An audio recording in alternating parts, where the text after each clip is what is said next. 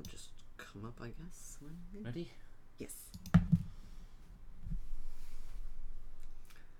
Happy Capitalist Love Day.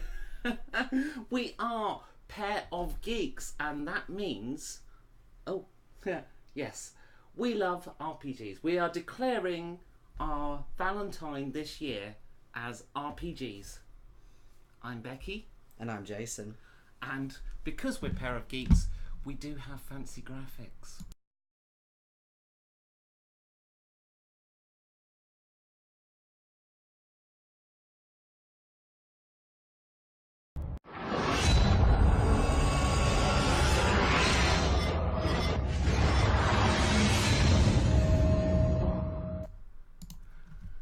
That's it. Now, yes, we have graphics. I kind of messed them up a little bit there. Mm-hmm. The other thing I haven't done is I haven't got the chat ahead, so I have no idea when there's going to be a message in the chat. Yeah, so I'm still waiting for shit to buffer.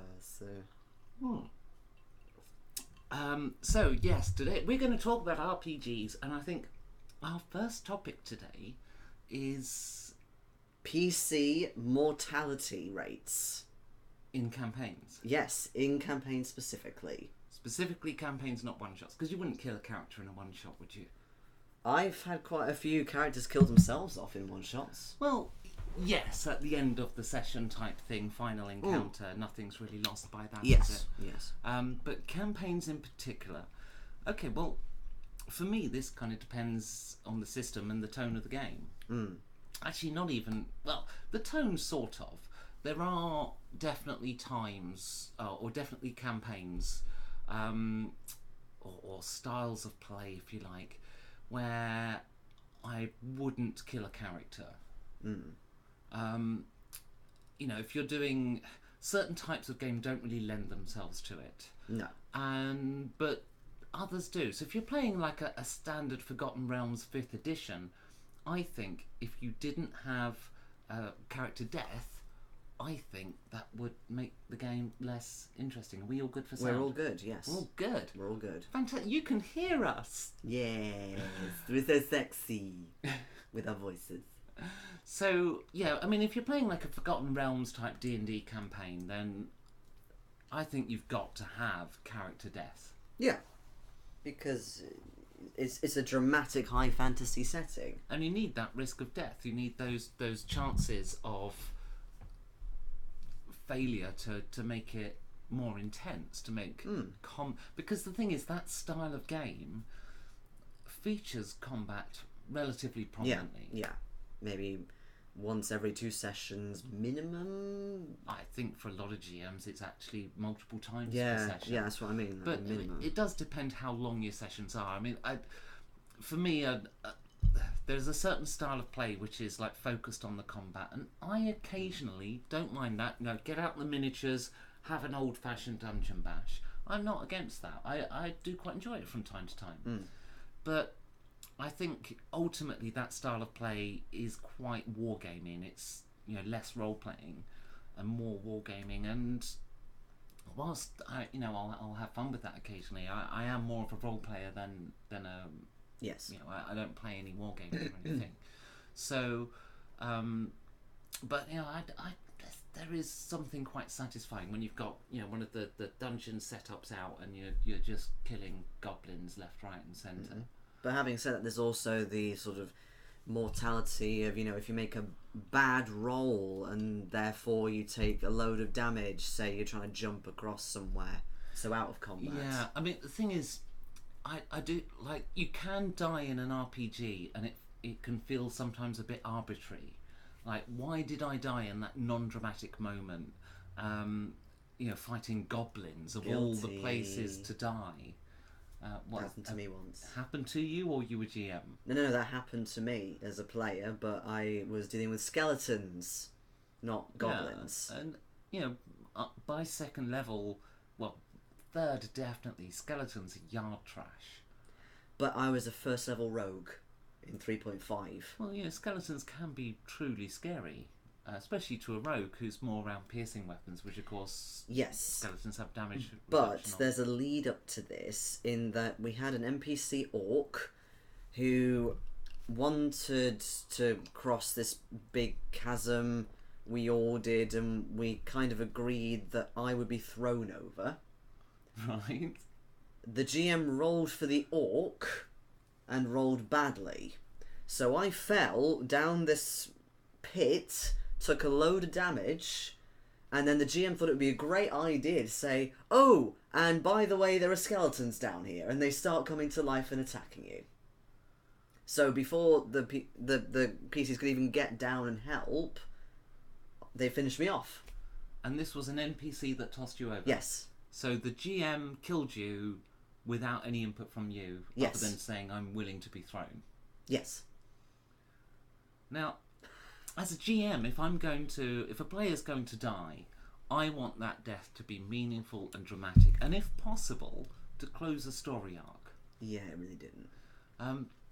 Because there are some times like where I know in the past I have had a character deliberately killed off in order to do something with a story arc. Christoph rings a bell. Mm-hmm. That's when I asked you to kill her, and we arranged it beforehand. I said, "Can you kill her, and then can we do this thing?" And so it was a scripted death, if you like, but it wasn't the end of the character. Well, not super scripted. Yeah, I didn't know how it would happen, No, but exactly. I'd asked for this thing, and of course, because of that, I also kind of knew that kind of meant the character can't really die because of how she came back. But so I saved it to near the end of the campaign. Yeah. And there were still penalties around what happened. There was lots of role playing and character arc and stuff and things associated. The death. It wasn't like I was immune to death. But No, but also I throughout the session was thinking, okay, so I need to think about how you would die, but you kind of put that in place for me because I think I did. You I put kind of yourself set it in. up. Yeah, you set it up for me. It was an extremely suicidal, position that you were in. Well, sacrificial, I think. Yeah, but you know what I mean. It's one of those scenarios. Weren't you sort of on an airship that was crash landing or something? No, wasn't it outside? It was outside the cave, wasn't it? Or was it just before? Or something to do with a big explosion. Yeah, but I do remember. I Hey, don't kitty. remember specifically all the actions that led to it, but I remember like setting her off, or like I knew when I was saying this is what I want to do, that this was like she was essentially sacrificing herself for the party. Yeah. And then she came back actually not as the same character. I have to kind of explain a little bit about the character. So the character was kind of an avatar of the Earth. And the way I had it in my mind, when she died, the Earth sort of subsumed the knowledge she'd gained and then would make a new avatar and give that avatar only the knowledge it needed. The reason being, like, the Earth is all, has lived for millions of millennia. You can't fit that much knowledge into the character. So it was just a druid. So the Earth sent her back with the knowledge of potential allies she could meet, and this is the threat against the world based on what the previous avatar had discovered. So she was a fresh avatar, and it was just sort of part of the arc of the character, and I think it really brought some life to the character. Yeah. Or death. And it was a nice arc. But as a rule, I think death in D&D in particular, it can happen in such meaningless ways that I think in some ways it's a kind of a detriment to the game at times. And as a GM, I'm always kind of mindful that I don't necessarily want to kill the players in a yard trash fight, but then you could say, well, why have the fight? Well, sometimes it's to deplete resources, sometimes it's to set a scene, and create an atmosphere and a certain vibe. Not every fight should be life or death. No. And that's something I've seen actually on some of the forums recently. I've been reading the 5th edition forums lately, or the Facebook group for 5th edition, and I've seen a couple of posts lately where players have complained about GMs who every single fight, everything's at maximum intensity. It becomes stale after that. Yeah, and it's just laborious. Yeah, it becomes a chore to play the game, I think. You want that balance because, even whether you like old school or not, there is that incentive of, satisfaction for either XP or loot or like progressing the story on or that kind of thing. And especially if the characters are progressing and they're going up a couple of levels, then they're going to want to feel good about combat and yeah. There's a little misnomer it. there where you were saying old school style there. I mean, I'm old enough to have played old school at the time, and we did tell stories. There was an overall campaign ethos. The difference maybe with old school play is that there were a lot more dungeons that were just dungeons without a purpose other than being a dungeon. But you know what I mean? There is the loot incentive. Yeah. Well, that's something that actually old school play I think got very wrong. And that you'd get these monsters and you'd have a loot table and you'd roll a load of dice, but you normally wouldn't do it until the monster was dead. Yeah. That means the monster can't use the loot against you. What are you doing? Yeah, it can beat you to death with a bag of gold. Bag of gold, but magic items and stuff. Like if some ancient lich has a magical ring of spell protection, then they should be wearing it. Well, yeah, but you want to be able to win certain battles. Some of them you're going to feel like, this is, close to the margin. You want to feel a little bit of sweat run down you sometimes, but you want to vary boss it. Encounters, I think. Yeah. But you know what? Actually, just before, right, I need to explain. Today we're not having alcohol. It's midweek. I have been served a fizzy drink, so I need to fix it. Jason has no idea I've done this. Oh, come on. I nearly thought about putting rum in this. That was quite a lot of gin, babe. Yeah. Best gin in the world. And I'm ruining it with Fanta. I'm starting at 8 tomorrow. I have to run you into work at 8 a.m. Oh, well, I'll just do it with a headache. You brought that on yourself. There's definitely more we could talk about here, but I'm just going to see if anyone's posted a question, because we can't see. We can only see the question that's up on screen, because we haven't done this in a while, and I didn't plan it terribly well. So there is no chat yet. So please feel free to... Please, typey. Actually, I have no idea if anybody's actually watching either. Should we have a quick check? Yeah, all right. Oh, you're going to check on your phone? Yeah. You keep talking for a bit. bit. We have visitors? So, what you were saying, which I've now slightly forgotten because I distracted myself with alcohol. About loot. No, it was more about with the whole fighting, throwing encounters in, and what is the purpose of an encounter? And it brings me back to. I'm so distracted with the technology in your hand.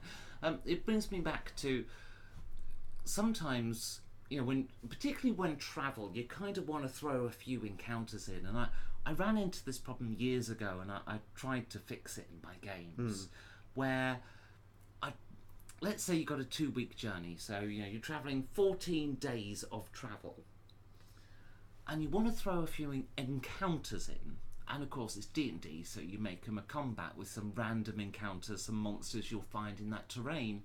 And actually, what is the point of that? Because you don't want to kill the players in that kind of encounter. And if it's an encounter on day 3 and an encounter on day 8, because you don't want to do 2 encounters a day.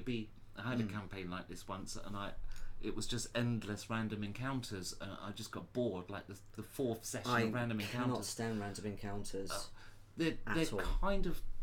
And what's the point of them? If it's to whittle you down, well, the encounter on day 3 is your first encounter. You might have an encounter on day 11. Well, you're fully refreshed. I think, doesn't it stem from the MMO where you kind of, you've got to grind a bit to get XP, so you go off and kill a couple of things? No, random encounters definitely date back to old school times. Yeah, so old MMOs, I'm talking like RuneScape and stuff like that. No, MMOs are after... Okay. Old school times is, well, actually it started in the 70s. I wasn't around in the 70s. Yeah. I started gaming around 1990-ish. I think slightly before, sort of 88, 89, I started gaming. Yeah, I know. I see that little grin on your face. So the random encounters were really just to set the scene or an extra fight. You have to bear in mind, role playing came from a wargaming background, so there was a lot of combat focus in the gaming. Yeah. To the extent you had games like HeroQuest and then Advanced HeroQuest from Games Workshop. HeroQuest was MB Games, but they had this relationship at the time, MB Games and Games Workshop, where MB Games would do this sort of mass market one, and then Games Workshop would do Advanced, whatever the MB Games was, which was the more RPG sort of focused version of the game. So they did that. They did it with Space Crusade as well. So Space Crusade and Advanced Space Crusade. Am I remembering that right? They did a sci-fi one anyway. What are we looking at? I'm just checking that the mic's still there. What, can you hear us, people? Somebody tell us in the chat. If there's anybody on the chat. We haven't been very active with videos lately, so I know less people have been checking in on our videos. Hopefully somebody's watching. If you are, say hi. It'll even come up on screen above our heads. Yes, you can feel all good. In D&D 5e style chat box, because I got it working. Yes. It'll come up with an error in a little while, actually. Okay. But then I can fix it. There's a thing I can do. Okay. Technical thing, but I can fix it with code. I have to sit there and do that code, and I'm far too busy with other things. So, but yes, alcohol at the moment. Thank you. So the whole wilderness scout or encounters during travel was something that I recognised as a problem in my games a few years ago. And I did a video on the topic. That's a couple actually that something did very well. Hey Hellfire. Hey, how you doing? Oh, thank you very much. If you've got any RPG related questions or you just want to join in the conversation, feel free. It will come up on screen. Also, I feel obligated to sing Hellfire now from Hunchback of Notre Dame. Okay, give us a few bars.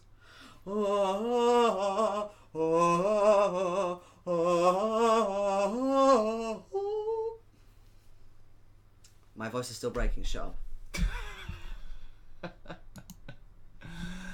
So, how do you solve this problem? Well, what I initially started doing with travel is I came up with what I call alternative win conditions. So it was no longer the purpose of the fight was to survive them. There'd be some secondary purpose, or well, really the primary purpose. So the example I gave in the video is one I did use. I'll repeat that now for explanation's sake. As the adventurers were travelling, they came across some some villagers, some locals who were building a fence. Okay. I actually set this up with miniatures and everything, and log piles and log fence was built to a point and stuff. And they were doing this to keep out wildlife, dangerous wildlife. I think on the encounter I used giant snakes with a salamander commanding them. All right. Yeah. And so they were trying to keep out wildlife, so they were building this fence. And of course, as the heroes come by, these villagers come under attack from the salamanders and there's giant snakes and stuff. So then the fight was not about surviving it. The heroes were always going to survive it. The fight was about keeping the villagers alive. And in actual fact, they didn't. So they didn't get the bonuses or boons that would have come from saving those villagers. Now, the other thing I started doing, which at the point I actually ran that encounter for real, I hadn't considered it, and I'm afraid I don't know who. Somebody suggested this to me online, and I've been using it ever since, much to the annoyance of my players. Oh, good evening, Ronnie. Good evening. Much to the annoyance of my players, but in 5e, I don't allow a long rest during travel. I say you've got to have a night's rest in comfortable lodgings. Now, there is a thing there's an alternative rule actually in the book about saying that long rest is a week's rest. And a night's rest is a short's rest. And that's actually a variant that's in the rule book. But the way I do it is, no, you've got to have comfortable lodgings. Like, you're out in the wilderness, you can't have a long rest. What if you've got, like, tents and rugs and mats and things? It's not enough, because you're travelling. It's not like a decent bed, that's safe with no guard rota and that kind of stuff. You know, it's a comfortable night's rest. What if you're travelling with royalty and they have comfy ass beds in the wilderness? You aren't a royal, you don't get the comfy ass bed. I don't know, what if you're a noble paladin? The paladins can't waste their money on that, they have to give it all to the church. What if you drink a load of alcohol and it doesn't matter if it's comfy or not, you still sleep? You still get cold and then wake up hot and sweaty regardless, even though you're freezing. And you need the loo in the middle of the night.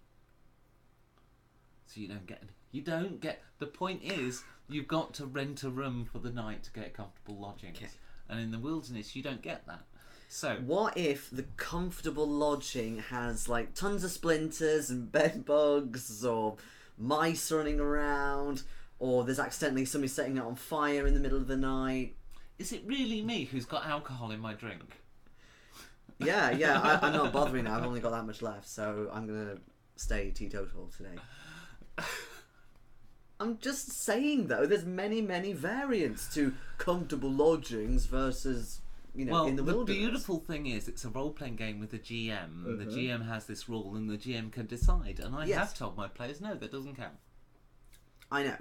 And that's your way. And to be honest, I have taken your thing on board and I think, okay, yeah, I will definitely use that more. Because I've had people, like, I think in particular in Clockwork Opera and stuff, where people have said to me, oh, can we have a long rest from time to time? And the same thing in other games as well. And ever since you started doing that, I'm thinking, actually, no, you're not having a long rest. I will give you a short rest if you want. But yeah, I think I'd be a bit more lenient depending on the actual setting itself and the circumstances. Well, look, if you know you've depleted your players, it's either time to reveal your big bad or it isn't, and sooner or later you give them a rest because you know you're not there to ruin their fun. You have to bear in mind that if a player hasn't had a long rest for a while, they might well be depleted and all their skills and abilities, they might be out of spell slots, and they've therefore got less options, so they have less chances to be clever, so it's less fun to play. Yes.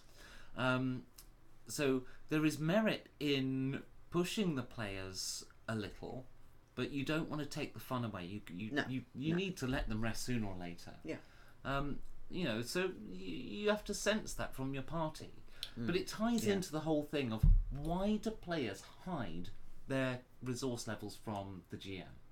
Oh yeah, that, well... You know, and what I mean by that is, like, players' hit points. I once had, I was doing this, I just had a friend over, we've got some miniatures out, we were doing a kind of old school style dungeon bash, and it got to the final encounter and I put the boss in, and I settled this stuff up, and I couldn't work out why he was being so sneaky and avoiding the conflict. It's like, that's the final boss right there.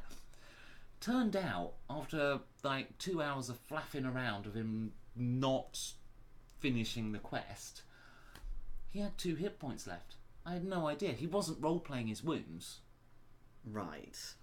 And so my advice is to players, role-play your damn wounds. Make it obvious when you're injured heavily and you're fearful of the encounter or whatever. Yeah, I hate it. Like I had a group where there was kind of like half and half with that. So this character would talk to me in character and use my character's name, but then he would say, "And how many hit points do you have?" It's like, well, on a scale of 1 to 69, I'm about a 13. Is it that one there? It's the lower button, yeah. Okay. Oh, we've got a question. We have a question. Before that, I just want to finish that last point. Definitely.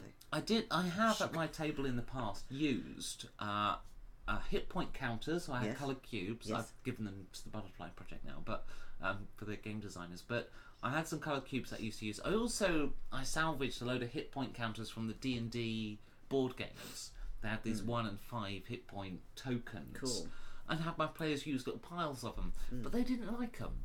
They didn't like the GM knowing how many hit points they had. It's like, but why? I'm scaling the difference. I'm not going to throw in a big heavy monster when you're really low on hit points. Why would I do? You know, just let me know. You're not role playing your wounds, so I tried to get a pile of wounds there so I could see.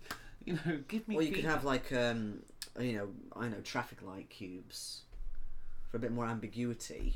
You could. I mean, I just look at a pile of tokens. You know, it's still But ambiguous. But it's obvious. In my experience, when I've GM'd anybody, it's like I've never had that before. That the instinct is quite often to say, "Oh God, that's taken a load of damage off," or "Oh, I'm pretty low on hit points," and people just kind of come out with it and they say it because they get worried. I don't understand why you wouldn't really say that. It's just. But do yourself a disservice. The thing is, I've been with GMs before where I've role played my wounds, and other people in the group haven't. Yeah. And the GM has said, right, so because of your wounds, you struggle against it, and it has effectively taken agency and abilities away from me because I'm role playing my wounds. And that would be fine if everyone at the table was playing like that, because then that would be okay. And if the NPCs were. Yeah. But effectively what they were doing, they were penalising me for acting up and not just getting on with the job of hacking and slashing. And it's no. But your arm's off. No, it isn't. It's a flesh wound. Was it basically that? No, it's like I would roleplay being winded, yeah, exactly. and hurt, holding my arm. It's like you're holding your arm so you can't do an attack, or you can't defend yourself. So I'm going to give the enemy an advantage to attack you. Now that's fine if everyone's doing it, if the NPCs as well are doing it. But because I was the only one, it didn't really work. I've just realised because of the way the chroma keys work, I've got a line down me. I might get up close to the screen to sort that. Also, we can read that question. Yes, well I can read it from here because I have good eyesight. There. So, do you think that the more well-known RPGs and how they are presented and marketed may skew people's opinions and expectations as to what an RPG campaign might be? Well, it's definitely true if somebody isn't that interested in RPGs. They generally just view it as, oh, D&D, that's that game with miniature toy soldiers, right? And that's a real thing. And stuff. That's...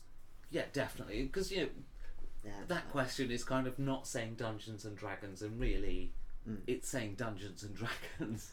The well-known RPGs, yes. And I would say that if somebody's more interested in playing D&D, then the thing that actually influences them more are things like Critical Role. Yeah. And Critical Role's done a lot of great things for the hobby in getting new players in and stuff. And I think on balance, it's been good. But it does mean that some people have come into the hobby with an expectation of an RPG being like Critical Role. And I don't know if you recall any of the new players you've played with over the years, but none of them were voice actors and or even great actors. And most people tend to be fairly shy on their first game and so on. Well, I was as well, so... Yeah, so was I. I think I was quite young, I don't really remember. But the point is, it's never going to be the Critical Role experience. No. And so for somebody who's not interested in playing, I don't think the way these games are marketed has impacted... It might impact their perception, but it doesn't matter. Yeah. It's the people who are interested in playing who then get the wrong expectations set by something like Critical Role.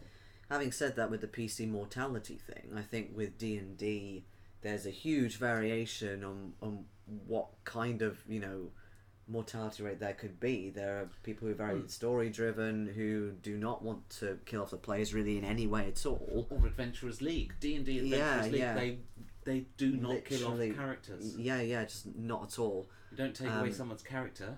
No. Good grief, no. They might not come back. But then you've got there's an arrow there. Then you've got things like the Tomb of Annihilation, which I was watching Puffin Forest about, where it's like you can have a character for a year and grow to like them and get attached to them, and then you reach the Tomb of Annihilation and I played the original module twice. I have made it to the second possible encounter. Yeah. On my best attempt. So basically, in old school Tomb of Annihilation, spoilers ahead. I was going to say, because the old school one's just the tomb, isn't it? It's not the lead just up the to tomb. it. It's not the whole campaign around it. So on old school Tomb of Annihilation, if you don't want this spoiled for you, come back in a couple of minutes, right? very first encounter, it describes a courtyard, and then there's a choice between a left corridor and a right corridor. Yeah. You're not given really any information. You choose the wrong one, you die. As simple as that. You just die. Right? But from what?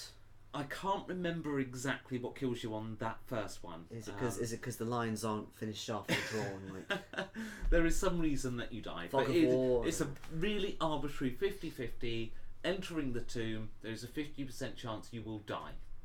Why? Second encounter I just hate those kinds of is things. this door that's got within it, and there's a description that I don't really remember now, because you bear in mind this was like 20 years ago I did this.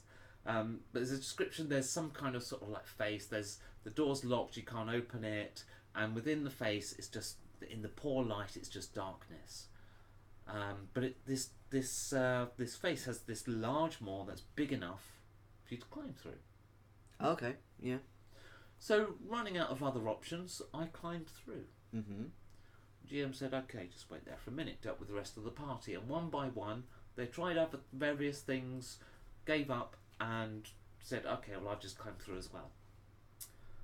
Once we'd all climbed through, the GM said, well, that's a sphere of annihilation, and you've all died. Now, you have to bear in mind why Gygax wrote the module in the first place. Yes. And put it in the context of the old school era. He wrote it to humble players. Yes. Because true. too many people were, as he conceived them, as they were just too tally-ho. They didn't have respect for the adventures. They thought they would survive. Mm. So he wanted to create an adventure where they definitely wouldn't. Yes. I never played beyond the second encounter of Tomb of Annihilation. I got, screw this. You know, this is rubbish. I just keep dying for arbitrary reasons. With no, I don't know what the solution is to that second door. I have a suspicion, if I might remember it right or wrong, but and I think it requires having a character of a certain skill, and if they fail that role, I think you're screwed. But like a certain spell or something. I don't know. Well, possibly there's some spells that might do it as well, but I think essentially it's a locked door, and you have to pick the lock, or use the wizard spell knock. I think it's wizard spell in first edition. So yeah, and that was it. Terrible gameplay design from any. Modern gameplay design wouldn't allow for something that bad. No. And I hope the 5th edition one isn't so bad. But no, of but course, it has been criticised because you can die, like, suddenly it goes from sort of to... well, you can die like flies. But if it didn't do that, it wouldn't be honouring the original. No, absolutely not. But it's the fact that they had, like... I think the worst idea fairly... is actually bringing out Tomb of Annihilation. I think they just shouldn't have done it. Well, yeah, but as in they had this massive campaign that leads up to it, and it's sort of fairly tame. That's what I mean. I thought that the jungles of Cholt were supposed to be quite rough. I've not actually played. I don't really. From what I've heard, it is fairly sort of slow climbing, and then suddenly the Tomb of Annihilation goes straight up. Yeah. Why couldn't they, do a steeper curve or something like that? I think ultimately they wanted to bring back this thing that people still talk about. Yes. And that's and if they did it any other way, I think they would have done it a disservice. And I think the mistake was choosing to bring it back. But the reality is, people still talk about the Tomb of Annihilation. But can I deviate to a different system? Yes. For a moment. And then we'll get the next question. Yeah, because in terms of that, one RPG that I love very much called Call of Cthulhu, how that's presented and marketed, that is very stereotypical towards, oh, well, you just sort of go mad or you die, and it's very, it says that in the book, doesn't it? The purpose of a Call of Cthulhu character is to go insane or die before the end of the adventure. Yeah. And I'm fairly sure it says that in the book, if I remember right. Or at least it did in an older edition. I honestly haven't seen it, but then I've only read 7th edition. But the point is, recently they brought out new supplements like Pulp Cthulhu, where the characters are, stronger and more hardy, and they can survive more and stuff. But there is the concept in the stories of the Cthulhu mythos that yes, the people or person tends to die or go mad, But I've heard people talk about before and go, yeah, I don't want to play that because why do I just want to die or go mad? Yeah. And I thought that as well for a little bit as well before I was playing it properly and thinking, yeah, well, I don't want to do that. But I find it very exciting, the premise of slowly going mad, and the first time I ran that was actually Shadows of Esteron rather than Call of Cthulhu. And it wasn't a case of people going slowly mad, but there was a lot of horror stuff going on, and it was just getting more and more intense. Yeah, I mean, So, it can be problematical. Like, some people only have... I told you it would reset and do its little error. Well, hang on. Let me... graphics. Graphics.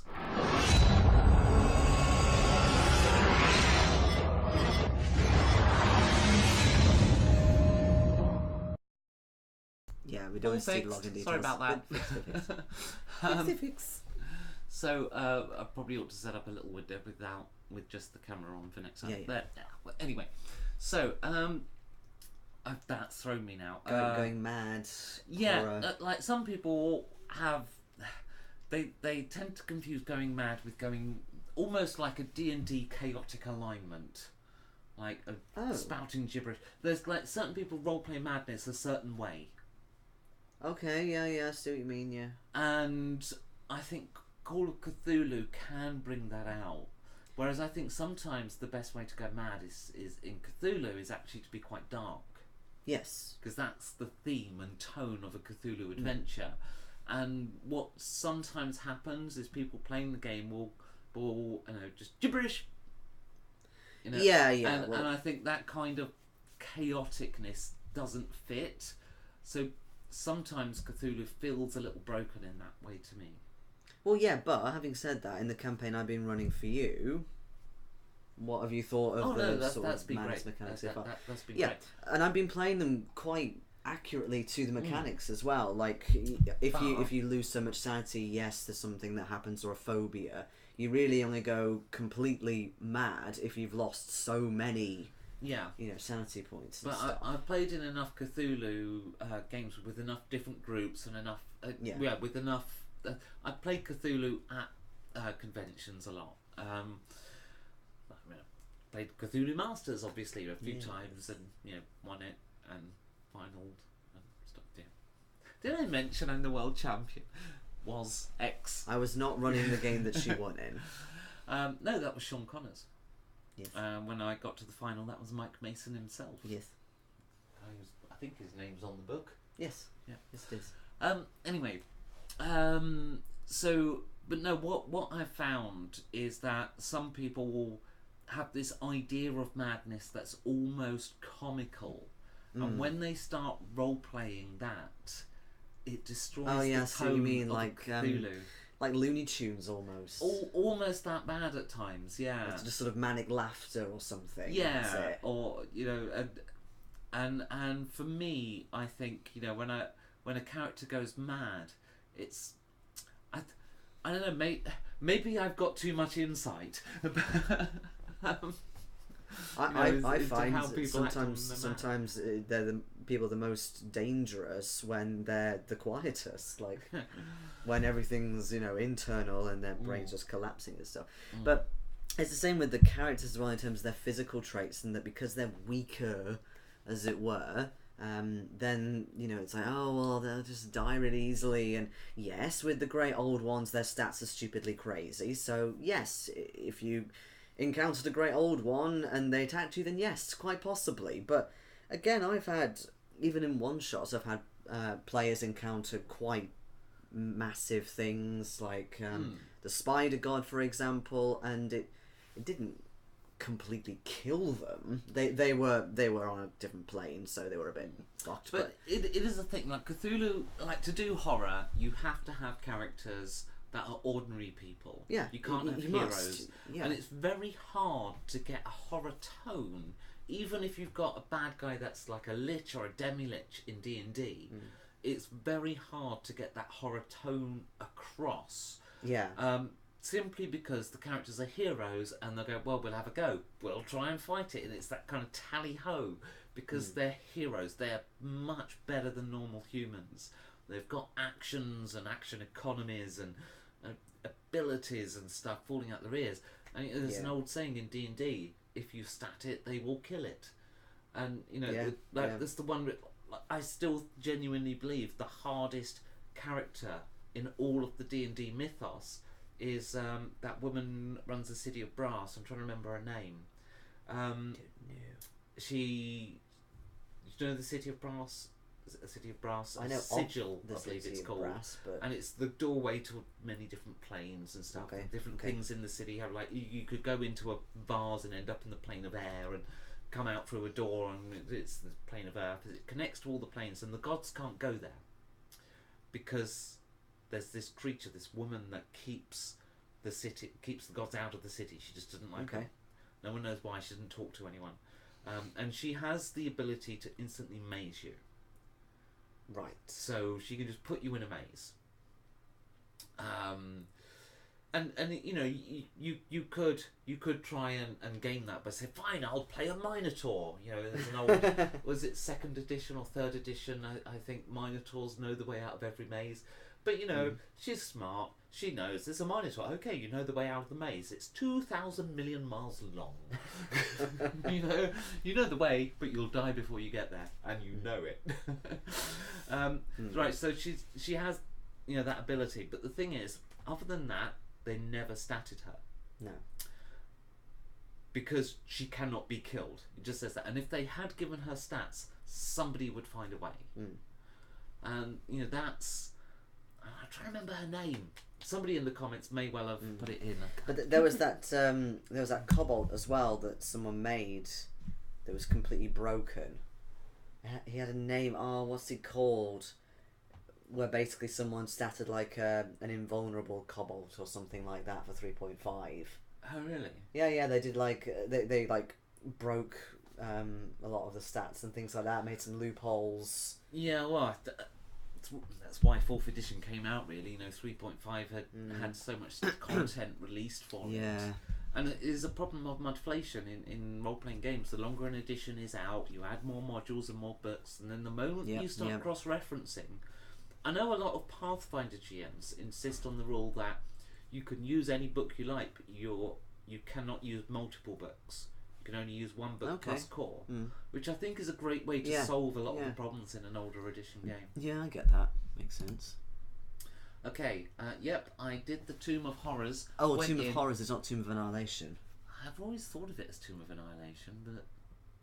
No, they're different, I think. Okay, went in, snuck about for a few sessions, grabbed some loot and got out because that was a real meat grinder. Or maybe they I don't know, maybe they called it. You got as far as the loot. Maybe they called it Tomb of Annihilation later. I honestly don't know because I just don't like those types of modules. I'm just not an expert on it. Been running my first campaign ever as a DM. Welcome to the club. Good luck with it. Hope you have fun. With the 5e starter set, and it's been really fun. Do you recommend any of the modules out there to try next, or should we make a campaign from scratch? Look, here's what I say about modules. Sword Coast sucks. Yeah, Sword Coast sucks. Modules are great for ideas. I don't run modules, never have, never will. They're too linear. To give true freedom and to truly give a game that your players want to interact with, you have to get feedback from the players and put their ideas into the world. And if you run a module, you're kind of too rigidly on a path because it's a book. There's only so many possibilities they can put in before it becomes impossible. And, you know, check out Bandersnatch on Netflix if you it kind of covers that topic, doesn't it? Yeah, I've run a couple of modules before. A couple were long one shots. Hello Kitty, and one was this Warhammer campaign, but it was the same problems every time, and that the players were just doing things that the book had not thought of. Yeah. And then I think, well, because I'd read it, and I'm thinking, well, okay, how would that work then? And especially with the campaign that was sort of this thick, and it had these million chapters, I thought, well, yeah, obviously I can run with what the players are doing, but then it's like, what if it affects something 4 chapters later? What if it breaks what goes on that I haven't read yet? And I'm like, No.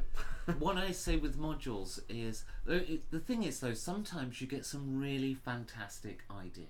Yes, absolutely. Like somebody will come up with, and it might be an encounter, it might be a trap, it might just be a sub premise or something.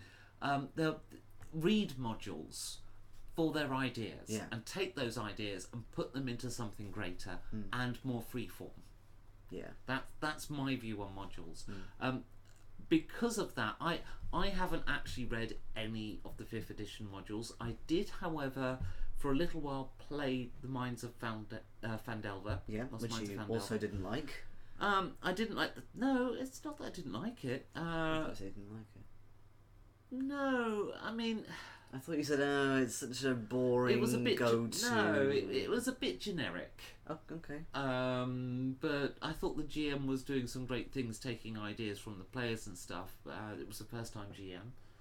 They were doing really well. Cool. The group kind of dissipated. Apparently, some of them still play, but the group kind of split and stuff, and they lost their venue and started playing in a pub. And I didn't really want to play in a pub. I just think it's the wrong environment for playing in, and so anyway, I stopped going to it. But it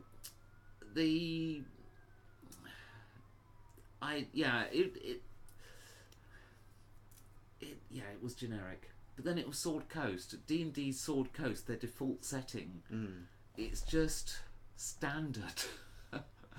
But I'm sure if you read The Lost Mines of Phandelver, there will be a couple of really good things in there that are worth taking. I haven't been all the way through it, so I don't know.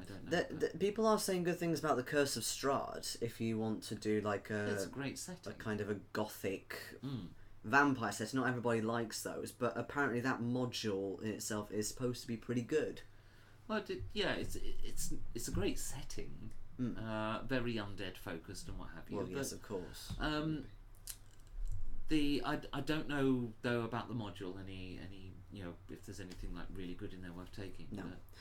But in terms of if you do decide to create your campaign from scratch, I've done a lot of homebrew campaigns myself in various different ways, and I've found that the most satisfying way of doing it is collaborating with the players, as you were sort of touching on before, with what the world is going to be like. So come up with, I don't know, a really general idea of what you want it to be. So if it, fantasy, or is it going to have maybe a little bit of horror in it, or maybe some sci-fi, that kind of thing. But then sit down with your players, describe the premise of, okay, I think it's going to be based here in this area where this threat is, or whatever, and then get ideas off them and sort of bounce ideas around.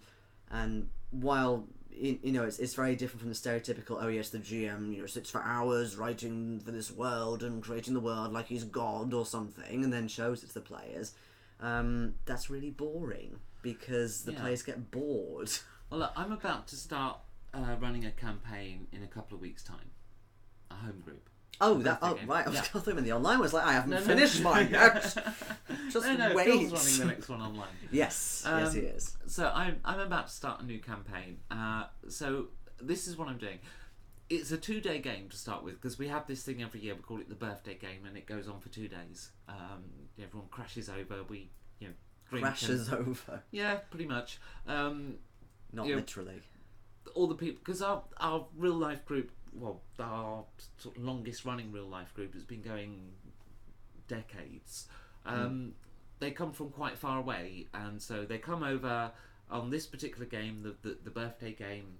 They stay over so they can drink and have a bit of a good time, and then we get up in the morning, fried English breakfast, and we go just sort of sit down in our dressing gowns and start role playing.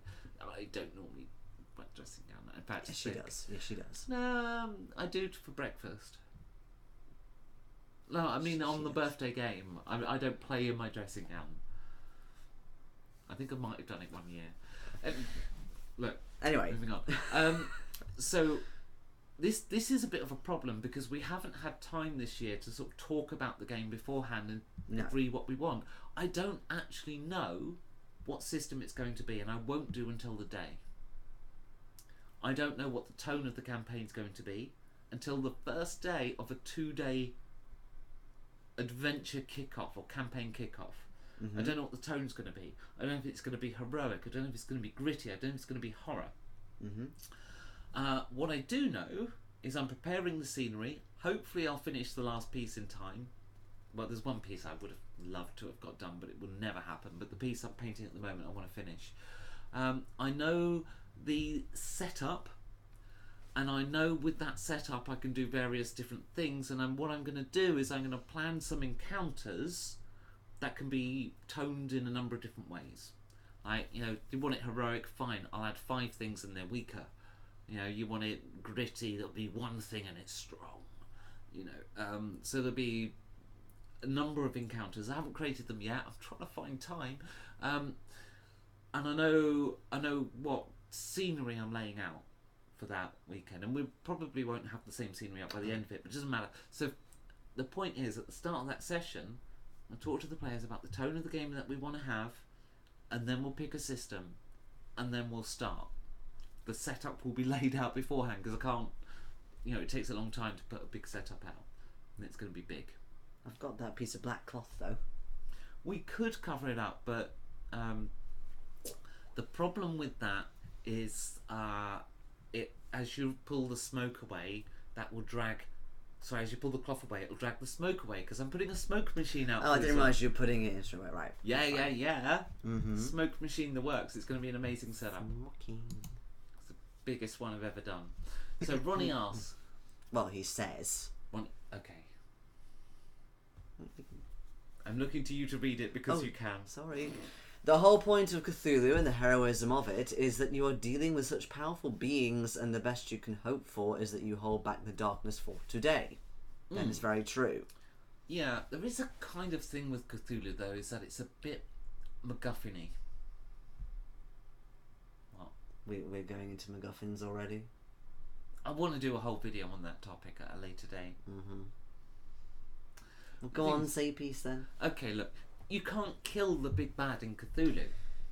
No. So you're going to get a plot MacGuffin to save the world by delaying the inevitable rise of the old ones or something, or sealing something up for 2,000 years, or until the next cycle of the planetary alignments or whatever. The point is, you're dealing with a MacGuffin. And inherently, by the nature of what a plot MacGuffin is, players don't care. No one cares. Nobody really cares about what a MacGuffin is. I do. The point is, we need to do the thing. And it doesn't matter what the thing is. The thing can be anything. But the inherent or default position is that you don't care about this thing. Okay. But there are ways around it. But there's only so many ways. We had this discussion a few weeks ago, didn't we? And we were saying, like, the best MacGuffin ever is R2-D2. It's got the plans in. Yeah. And, R2-D2 is a brilliant MacGuffin because it's a character and it's adorable, or he or she or it. And, it's got history and everything else, and there's a charismatic robot that just beeps and has little attachments. But R2-D2 is a MacGuffin. It's got the plans in, or the message from the princess. And then later the desktop plan, and then in the BB-8, with the map to Luke. I mean, oh God, sorry, it's just reminded me. There is one thing that really annoyed me all the way through The Force Awakens. Which was? They didn't explain why there was a map to Luke. No. I have written 3 or 4 variants. Why is there a map to Luke? Of a line of dialogue that could have solved this huge plot point. Why is there a map to Luke? But that's how callously Hollywood treated that MacGuffin. That's how badly Disney did it. And the thing is, it's an otherwise a great film. But they should have explained why this MacGuffin existed. Especially as when Rey got to Luke, he was just like, I don't care. It's like, well, he obviously didn't create this map. Yeah, but I mean, it could have been. It could have been like we're just recreating Luke's research, and we found some of it here, and he obviously went there, and we found the rest of it there. One line of dialogue could have fixed that whole film, but without it, the film is so broken, and it angers me. I care. That's my problem. Let's see the next question. I agree about the horror tone. It's why I don't recommend horror as a GM's first game to run. No, and especially not with a system like D&D where you're playing heroes. You can't do horror with heroes, I think. No. Having said that, there are now Call of Cthulhu starter sets available. Cool. And there's the what's it called? The Two-Headed Serpent, which I've got as the module, which I still want to read. This looks very pulpy. It is. It's Pulp Cthulhu, the Two-Headed Serpent. There's a Two-Headed Serpent. There's Horror on the Orient Express. That's Pulp Cthulhu, but it's a campaign module. Oh, so it's a module. Yes. Right, for 7th edition. Yes, for Pulp 7th edition. And they've also released a Mahusive collector's edition of like £100 of the Masks of Nyarlathotep. That's becoming a thing, isn't it? These big collector sets of like really expensive modules in the kind of £100. Well, kind of like the Tomb of Annihilation, they're re-releasing them into 7th edition. So there's all this and if I had money. Thank you, Lady of Pain, okay. the woman who roams around Sigil, being unkillable. Yes. As far as I'm aware, there is no stats for her anywhere. She just sounds like deliberate. A glam metal artist. I seem to remember it just saying she is unkillable. I'm the Lady of Pain. Basically. Yep. I stripped my modules for ideas or the maps, but never used a full module myself. And I agree. It's the way to do it. Because at the end of the day, some of these module authors do have some really great ideas. Actually, in particular with Call of Cthulhu, I've just nicked maps from all sorts of places, like pre-made maps. So like D&D, Pathfinder, I just use like even just the general shape. Well, the thing is, Cthulhu's in our own world, right? So I have run one Cthulhu game. Yes, just the one, but it did have a map. Yes. But it's in our own world, so I just know it's a map of Big Ben.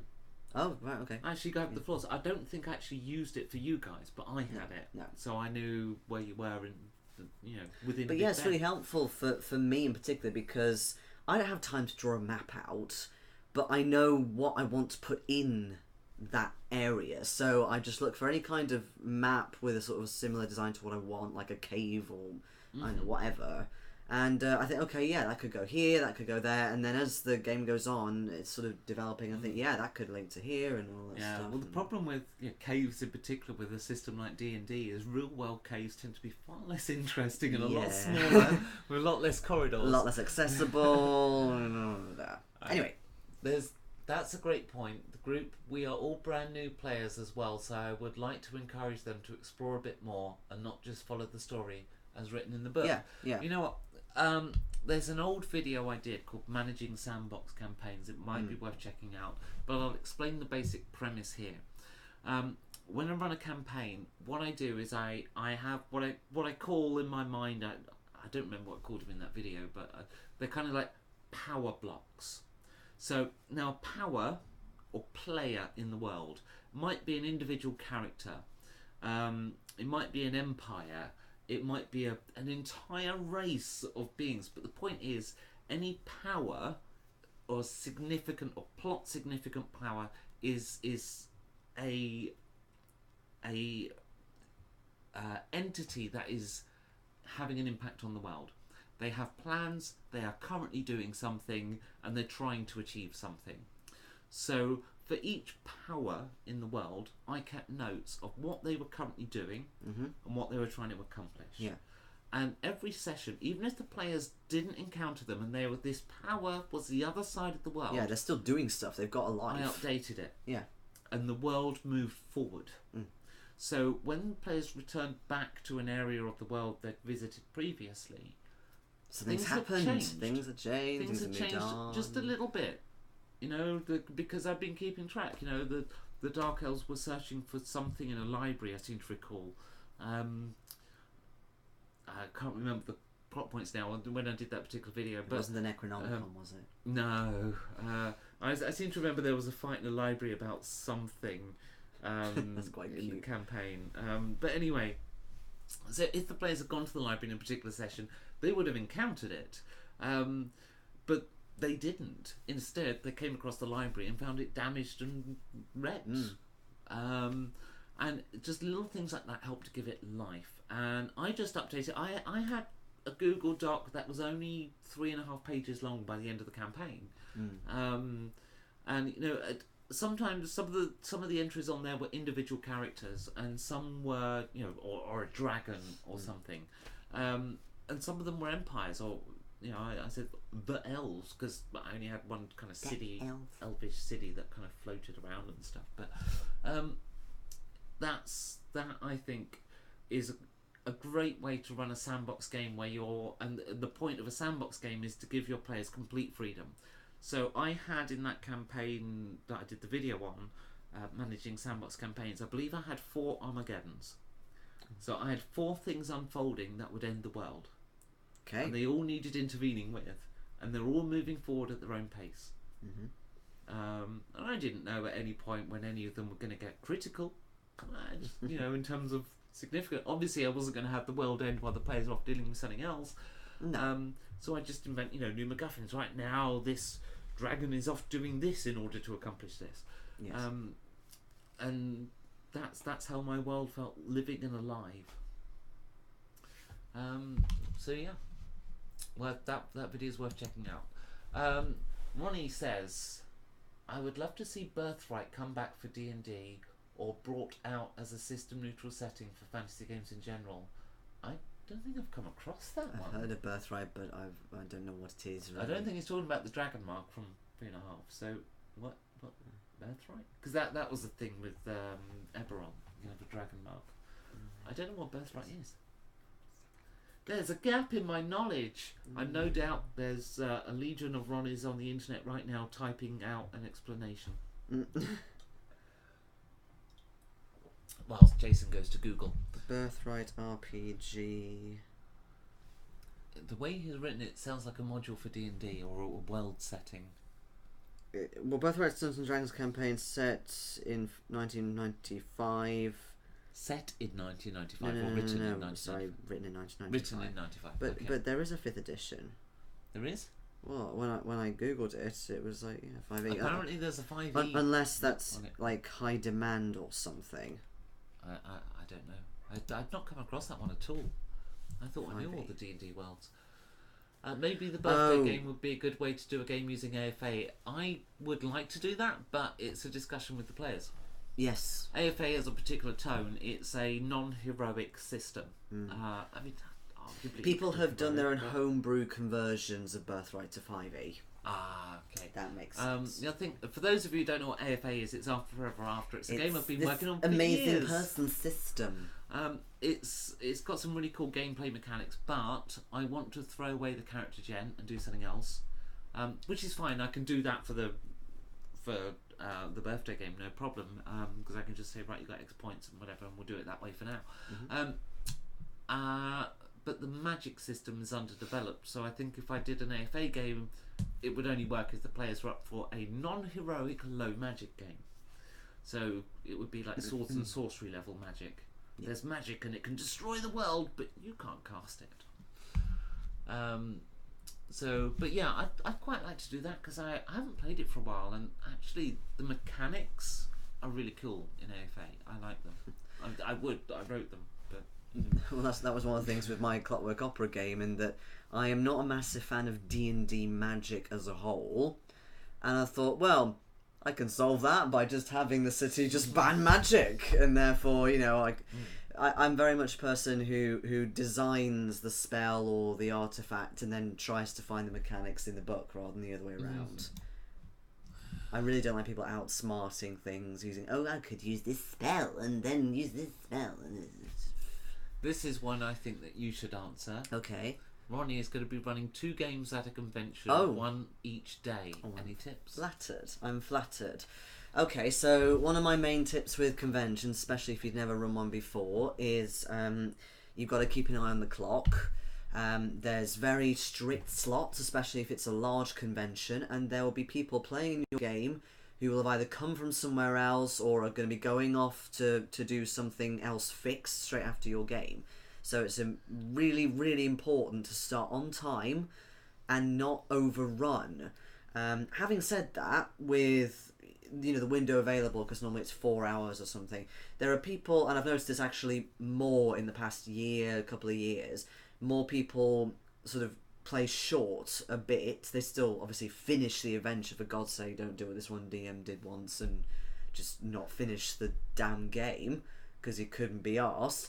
But some people would prefer to play for like 3 hours, 3.5, and then it gives the players and them a little bit of time just to breathe and get a drink or something, which is perfectly understandable. That's acceptable, but starting late, no, definitely don't do that. I usually aim short on, like, when the rare occasions I run a convention game, I generally run it for around 3 hours. Yeah, because 3 hours is like a nice period, and so on.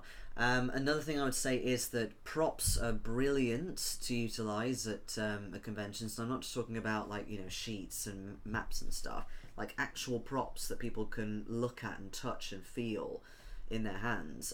I spend quite a lot of money on props for conventions. I've got them all in there.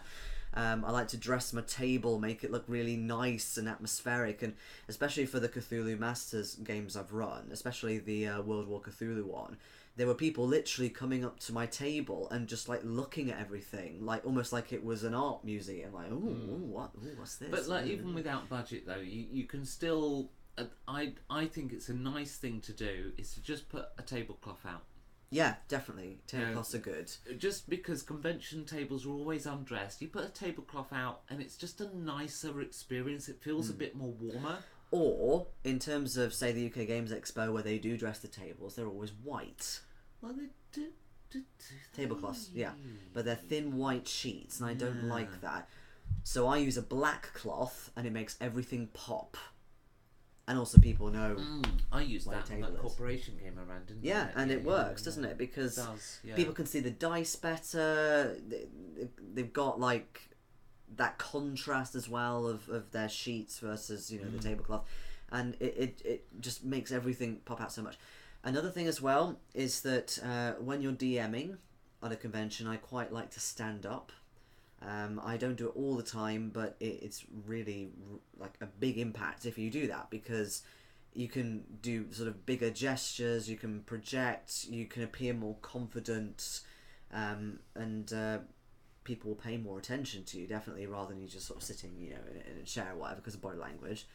And I think my final thing is, like, and it kind of works with the standing up thing as well, I don't tend to use a DM screen very much with conventions.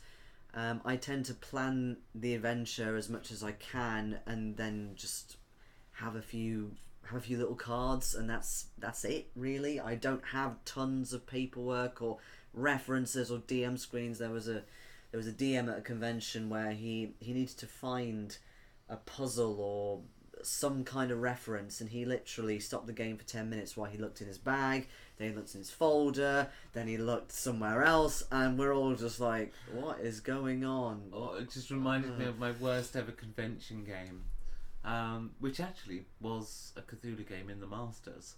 It was a qualifying round game. Oh yeah. And this guy who wrote the module, he wanted it to be published as well by Chaosium. I've never seen it. Basically, he didn't know his own work. An event happened. It was very arbitrary, and the player was removed from the game after about 2 hours play. Don't do it's a one-shot adventure. If you're going to kill a character, kill them at the end. This character was removed from the game at midway, but he wanted to see how, and he had a random roll table in his module book. So, unfortunately, as he was going for his laptop, the power supply broke, and his laptop, battery long since dead, died. And we then had to wait 45 minutes whilst he tried to fix his laptop before eventually he found a printed out copy of the table, apparently. And I was like, look, it doesn't matter. Can you just make something up? It doesn't matter what the role is. He said, no, I must see what the role. These things aren't important. No. Right? No. The important thing in terms of that kind of sort of story and theme and whatever, it's got to be exciting, action-packed, big bangs, that kind of thing, don't worry about the little details because they'll just come by themselves. Yeah. Don't worry too much about the rules unless you're playing 5e. No, and then you get absolutely not. rules lawyers. But yeah, that's the point. Actually, you generally... might. Or although no, the scariest one for me was my corporation game, where I can't remember if you were in that, but basically, no, I wasn't. Everybody who was playing was stupidly familiar, massive experts of corporation. To which I was like, oh fuck. Because I know corporation, but I don't know it to the point where they know different types of knockout serums or I don't know, mashing damage and stuff for certain weapons. I don't know that shit, but these guys did because they're like, oh yeah, we played a corporation campaign together, so we all just booked in. I'm like, oh okay, cool. You know what? I'd love to play a corporation game where everyone has several of the books and can use all the different bits and they understand the setting intimately. Well, yeah, it was nice, but at the same time, I was so worried they were just going to rules lawyer me all the time, which actually they didn't really, which was good, but it really scared me to start with. I'm like, oh my god! But yeah, with 5e, because it's a more popular system, you are bound to get I would never run 5e at a convention, simply because I know there's a few things I do subtly different from the game, such as we were talking earlier about my no long rest on without comfortable lodgings. A few things like that I've done to my game because I think it improves the game. But the problem when you do something like that with a rules lawyer, you can do a long rest I kind of got this spell. a little bit at work. Is maybe we this shouldn't say this. Yeah, so we're playing. Right, so at work we have this Slack thing. And after you finished all your work, of course. I know, we just do a little bit here and there. And to be honest, we actually haven't done a move this week at all yet. Nobody's. We're kind of waiting for the person whose initiative it is to get around to updating it. But and he's busy, so we aren't. But the point is, there's one person at work who knows 5e and is a little bit rules lawyery. A little. There's a few times where he's messaged me and corrected me, and I'm okay with that because it's not like I'm perfect on every aspect of the compared rules. To me, you're pretty good. I actually know the 5e rules pretty well. At one time I simply forgot something. I did know it and I forgot it. One time I think it did correct me on something that I'd been doing wrong. And another time it was something I deliberately hadn't used the rules because there were new players and I hadn't explained a concept yet, and it was right at the start and I didn't want to go explaining how stat bonuses work. I'm like, no, proficiency bonuses, that was it, on skills. And he's messaging me about proficiency bonus. I said, look, just roll without proficiency bonus, I'm adding +2 in my head. Don't worry. I mean, in my head I'd set the difficulty to 7 or something. I said, doesn't matter, I'm not going to do proficiency bonuses yet because I don't want a week of setting up characters or 2 weeks setting up characters before we play. I want to get them into the action. But with rules as a whole, with conventions, if you are going to go for a more obscure game, then there are plenty of times, especially there's this one person in particular who does it with Vampire. She does these very streamlined rules in order to make it much easier to get into the game. You don't want to be floundering with rules and stuff. I think I know who you mean. Yeah, Amy. Yes, I have played in one of her games. Yeah, we played them together. We did, actually, yes. Yes. I seem to recall my character was a narcissist. I think so, yes. Yes. Mine had a problem as well. They all did. She does really cool stuff. But that's one idea. Or you could just sort of do it your own way and maybe just focus on a couple of rules at a time. There's one thing you missed, though, which I'm sure Ronnie already knows, but for anybody else listening, in a convention game, always use pre-gens. Oh, yeah. Oh, my God. That to me, that goes without saying so much. I didn't even think of that, because why would you not do pre-gens? What the hell is wrong with you? You've got 4 hours to play. You don't want to spend 2 hours on the character. No, not even... I mean... I've had a couple as well where the GMs have done most of the work, but then they say, "Oh, you can choose your skills now," and it's just like, just choose them for me. I don't care. And I'm sure there's somebody who's like, character generation only takes 10 minutes. No, it doesn't. No, it doesn't. Have you tried making right? If you're doing It takes me 10 minutes. like I did once. I did 5 games for the expo, so I could get a free hotel. 6 players each, however, for me to qualify, because you need so many players, which equates to the number of hours. So I had to do 5 sets of 6 characters. That's 30 characters to gen. It takes hours and hours and hours. Even if you know the system really well and know how to gen characters, it still takes forever. I've got to admit, right, now Ronnie played in this game. Yes. I did a corporation game at UK Games Expo that's in true. 2017. Yeah.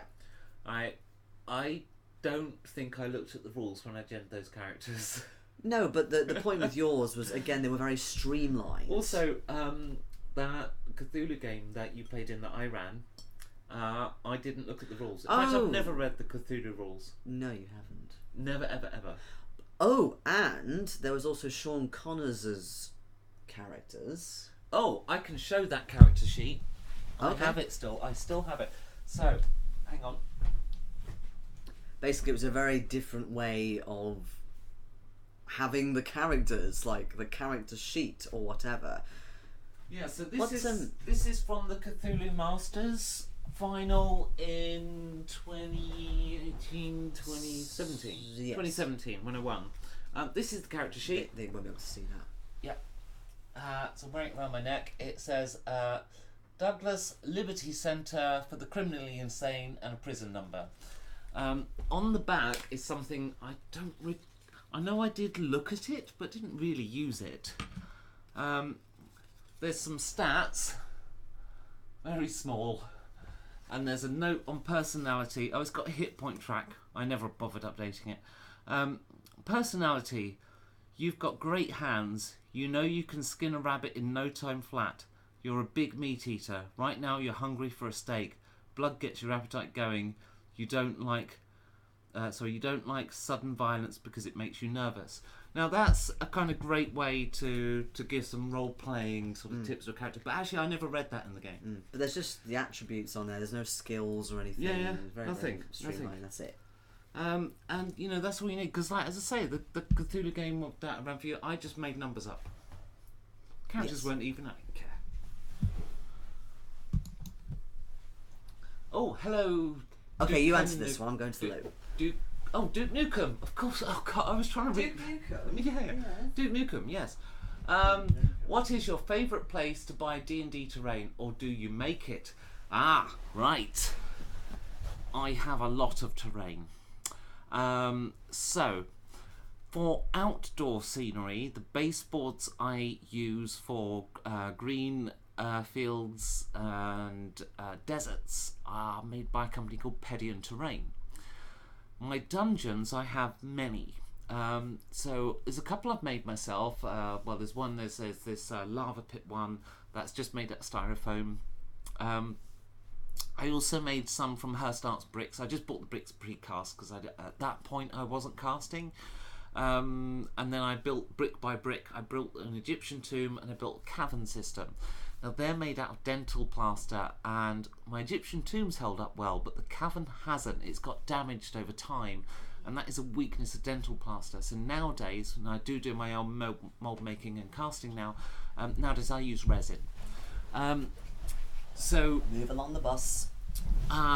In terms of modular dungeon setups, though, I got into Dwarven Forge at first, and I'm not a big fan of Dwarven Forge. They do some great generic dungeons, and they do a few creative ones. I did really like their forest one that was sculpted by Julie Guthrie, and I did buy that one. But the problem I find with them, they're a 2x2 layout modular piece, so 2 squares by 2 squares. That takes a long time to set a dungeon up, and I have a number of dungeons like that. It just takes a long time. They do store relatively compact though, so that's quite good. Like I have dungeons in boxes and stuff, so that's good about them. they're and they are quite strong. You know, they're made of UPVC or whatever they call it, dwarvenite. So they're quite strong. So the reason we go, but as a UK person, what Dwarven Forge do is they actually charge a higher price in the UK than the US, quite substantially higher, and you still have to pay for shipping. I mean, it's not just like they're charging you more to cover the cost. It's a higher base price, even when you allow for currency. In fact, the pound is worth more than the dollar on a one-for-one basis. So actually, if you were doing that sort of currency conversion, it would be the other way, but they price it up here. So you're paying about 2 to 3 times as much in the UK for Dwarven Forge as you are in America, and that bites. They don't even let you buy from the American shop. You have to go to the UK shop, which doesn't even have the same range. It's not got as much stuff. And this is when we're still in the EU. Yeah. Well, that won't. The Dwarven Forge are an American company. I know it doesn't affect. China, I was making a joke. Oh, sorry. So I've got a dungeon from Secret Weapon Miniatures, which is quite nice, but they're even more fiddlier pieces and irregular sizes and shapes. It's a nice looking dungeon though, and I do like it. But if I'm going to put that out for a game, I will have to build it before the players arrive, and that's kind of true for all the Dwarven Forge ones. But a Dwarven Forge dungeon or any modular dungeon by itself isn't enough. That's just the scenery. You've got to decorate it with stuff. And they've gone bust now, I think, or at least they vanished. I was speaking to him just before their site disappeared and stuff, and I know his father died just beforehand. Not a good time to do the violin, I'm sorry. But I have some miniature dungeon. I really wanted to get their mine set up and their dwarven set up, but they've stopped making them. But you need to decorate the dungeon, and I have a lot of different bits for that. You have so much furniture. Yeah, my favourite shop for dungeon pieces and just castle pieces and just furniture for dungeons is a shop called Thomarillion. Thomarillion.de. They're based in Germany. Is it not Tomarillion? Or Tomarillion. It was founded by 5 guys all called Thomas. So Tomarillion. Yeah. So hence the Tomarillion. Yeah. There's now only the one Thomas there. I think he's still friends with the other 4, but there wasn't enough business to employ 5 people. They're a small sculptor and shop for dungeon bits in Germany. But really nice guy. Does some great stuff. Is the only place I have ever seen an Iron Maiden that is halfling sized.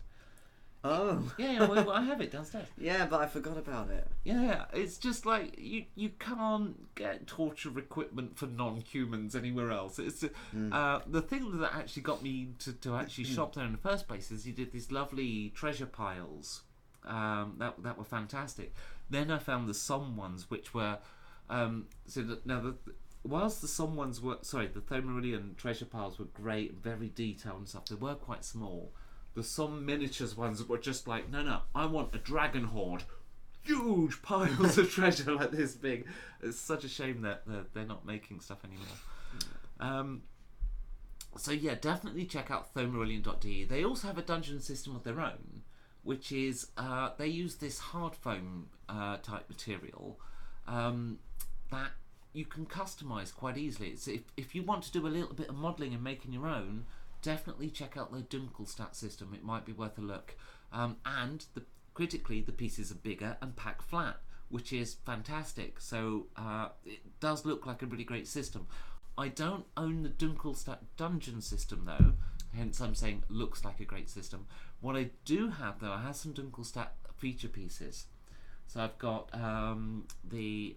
Moria basically, Barlin's tomb, and it just looks like it's from was it Fellowship that one's in? Yes. Yeah, it was Fellowship.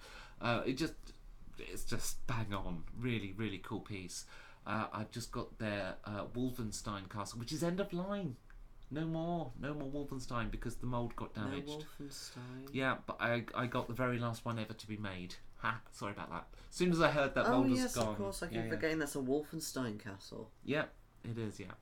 So you can have Nazis in it and stuff. Yeah, I also got this. Actually, technically, it's a Dunkelstadt dungeon piece, but I turned it into a church. So that church is kind of Dunkelstadt, but with different walls. Also available from Thomeridian, those ones. So yeah, no, it's really good stuff. And then I've got some assorted pieces from other stuff. Some Grenadier stuff, some Ralpatha, and some of the old school names. And a couple of Games Workshop pieces, because they do a few nice scenery pieces. The thing is, a lot of their stuff is just covered in skulls. It just looks rubbish. Okay, next question. Ronnie Bradley. Well, yeah, my Saturday game is Castle Falkenstein, and my Sunday game is using True 20. Surprise, so surprise. That's well known. Yeah, no We know surprises you very there. well. I was thinking, it's going to be out of 3, True 20, Castle Falkenstein, or Blue Rose. And yes, the pre-gens are a given. Why would you not pre-gen? It's a convention. Why? What? Nobody did that. There's no need to go. Just. I just wanted to mention it in case somebody else was watching and got the tips. You gotta. Right. I've run the odd convention game and not done 2 different ones one day after the other. So tips specifically for doing 2 on consecutive days. I've done 2 on the same day before. But I don't know, just have a fag break in between, but you don't smoke, do you, Ronnie? He doesn't drink either. Oh, that's a problem. Don't do it, Ronnie. So, I don't know, I suppose one thing I like to do is, because I'm a musician, I use music as a form of inspiration, so I hear certain songs in my head for a lot of my games, so I just make sure that they start playing in my head, as it were, beforehand and get into the right frame of mind, which, to be fair, if you're doing one game then a quick break and then another one, is quite difficult, but I find that with that, and also when you're dressing your table, it kind of happens quite naturally, because you see the character sheets, you see the props or stuff that you need for it, or the different dice, and even that can be enough to think, okay, right, I'm doing this one now, what's happening with this? So you do it naturally, I think.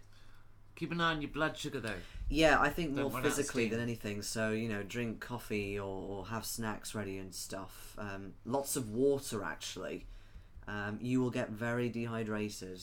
I do find that, particularly at a convention game. 'Cause in a home game, you actually get lots of drinks. At a convention game, you tend not to. No, because they're away somewhere and you have to go and get them and come back. So yeah, I always have a bottle of water with me for a convention game. Definitely.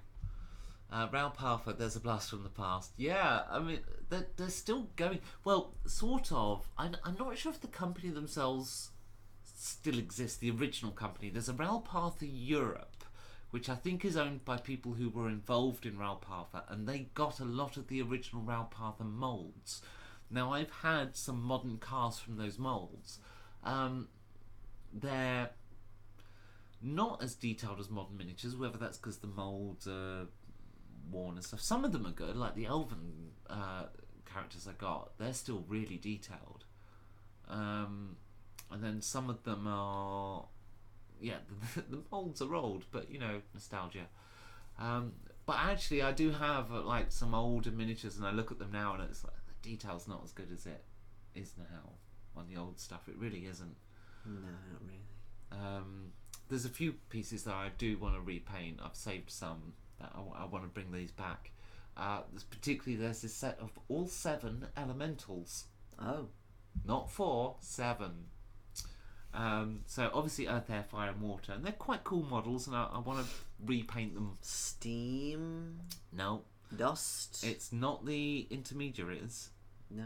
No, entirely different elements. There's a plague elemental. Oh, okay. Don't know why. Seems a little strange in this set.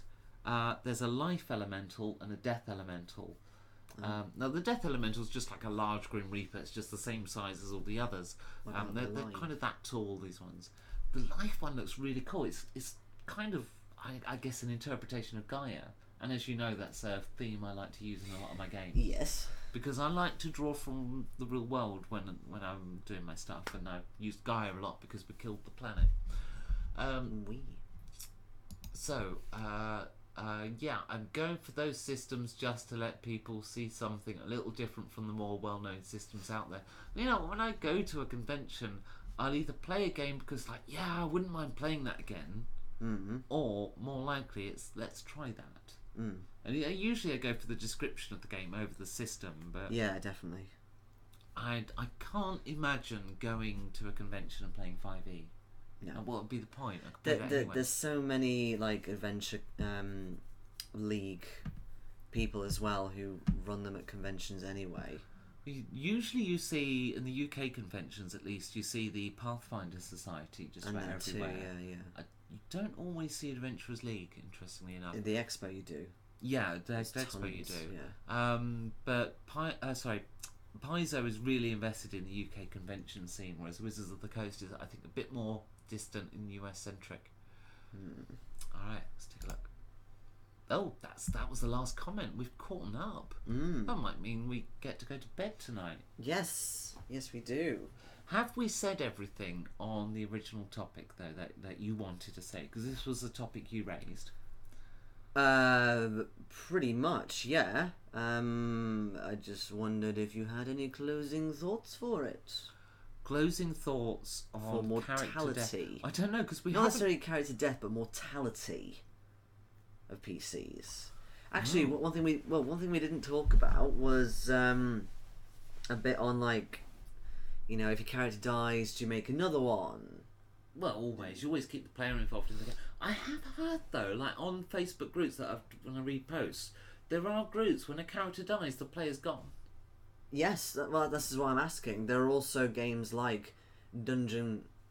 That's in Italian. I don't know Italian apart from the last word. Is it rude? I don't know. Maybe. We're going to translate. Then you've got people who make like 3 characters for the same game, just in case the first or second one dies, you know.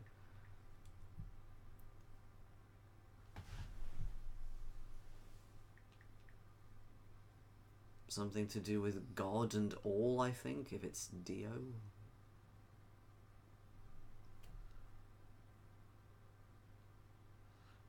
There's an Urban Dictionary entrance for the first 2 words, but I don't trust Urban Dictionary at all. Hang on, let me go Can we clear it off screen? I've got it in my clipboard. Yeah, sure. I don't know if it's rude or not. I'm suspecting. Oh, someone put it's rude. Fair enough. Yeah, I'm going to see how rude, because I'm determining how I'm going to respond. Pig God to all. Pig God. You English pig dogs. Pig God to all. Is that like Spider Pig? Spider Pig. But God Pig. Spider Pig does whatever a Spider Pig does. I love how there was somebody who like happened to be on who knew that it was rude and could speak Italian. I thought that was quite convenient. I'm guessing there's some Google Translate involved in there. That's my theory. Yeah, but thank you. Yeah, maybe. I wonder if there is a context here. If this is a phrase, like the literal translation hasn't worked terribly well. Well, yeah, because. So yeah, let's because I can't respond to pig dog. Go to fuck. Oh, we could do it. It's Valentine's Day. Yeah, it's Valentine's Day. So yeah, absolutely. Ronnie, are you still an admin? If so, can you go to fuck that guy off the channel? That'd be great. Thank you. Yes. If you're not an admin, sorry about that. I'll sort it out for next time. So yeah, I have closing thoughts. Hey, Joe, if you are going to say something rude or troll, at least make it something that is understandable. Well, now hang on. Italian is perfectly understandable. 2 Italians. Yes. So for that tiny insignificant corner of the world that couldn't even manage fascism properly, I mean, Germany showed you how that was done, right? Who only successful military campaign ever was against people with sticks. In fact, there is a story from World War II of 6 Matilda tanks routing an entire Italian division because they literally didn't have a single weapon in the division that could hurt a Matilda tank. Wow. So the entire division was routed from Abyssinia. It was during the English advance straight through the Italians. My grandpa was that in kicked Abyssinia. That kicked the Italians. He might have been on one of the Matilda tanks for all I know. Yeah, but the point is the Italians fought so badly in Africa once they came up against an opponent that was armed with more than a stick. Yeah.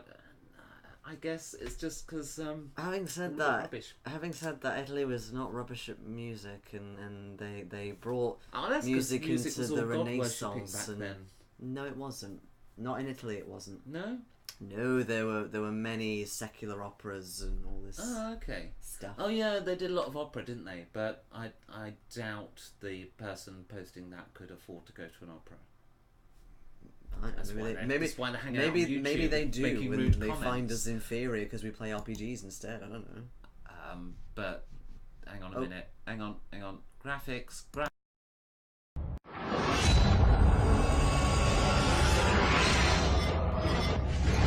I'll do. Okay, like I admit I was just being rude at Italians because an Italian speaker was rude. I'm that shallow. Yeah. But anyway, yeah, I'm. Fucked you in the war.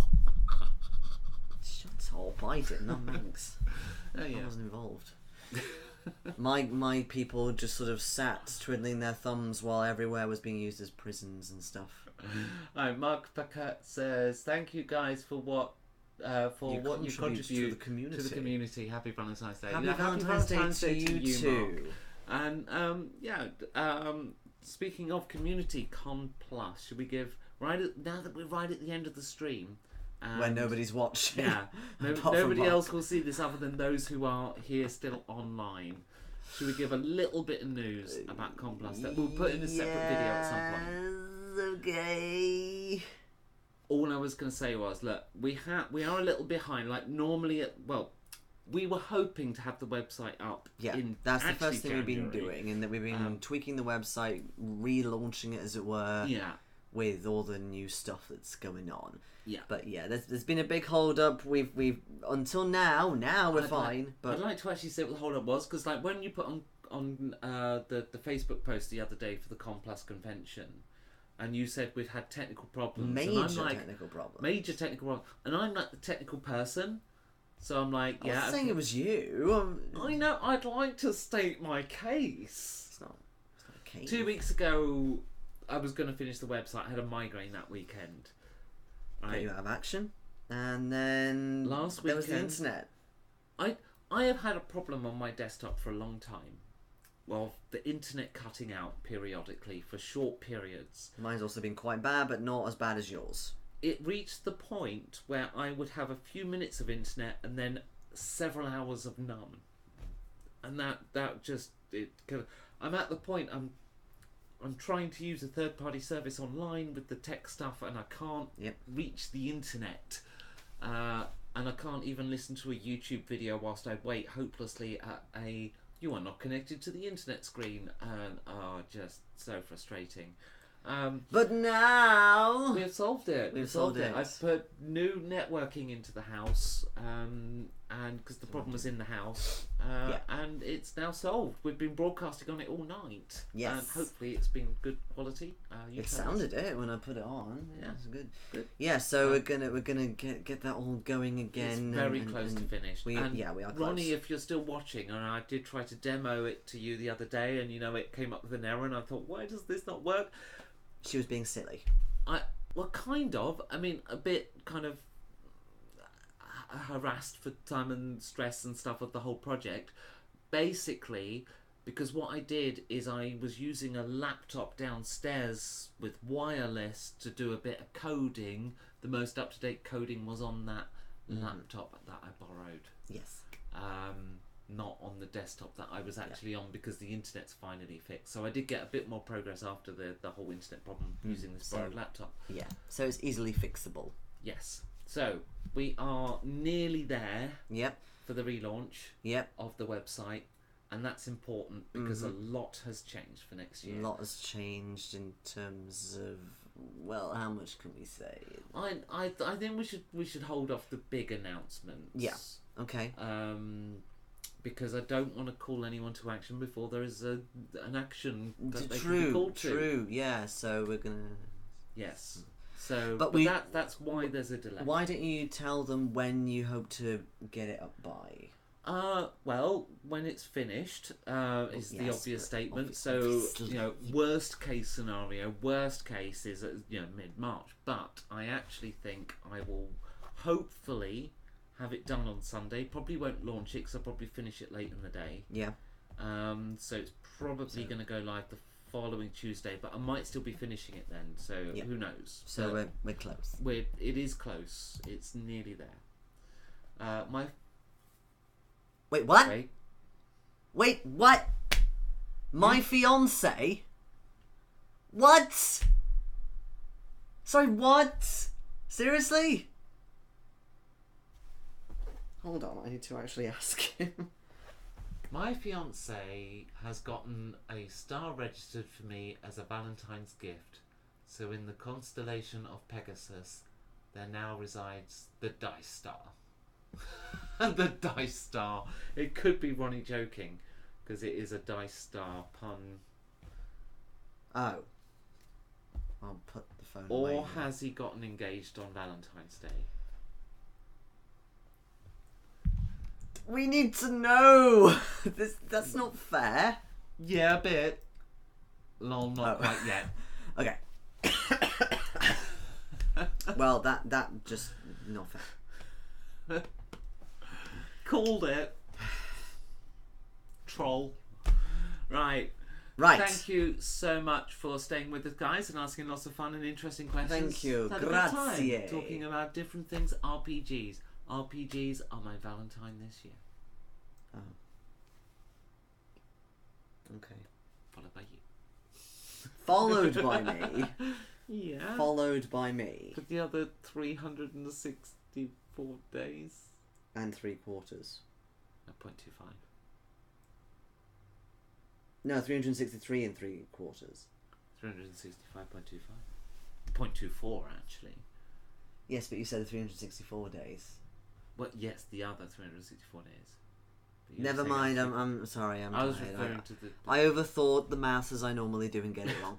Hello, Juju Bear. We're actually Jujubear's about to Adventures. go. Yeah, I mean, I desperately Sorry. need the loo, but I could stay if I wet myself. No, please don't. Okay, we've got to go.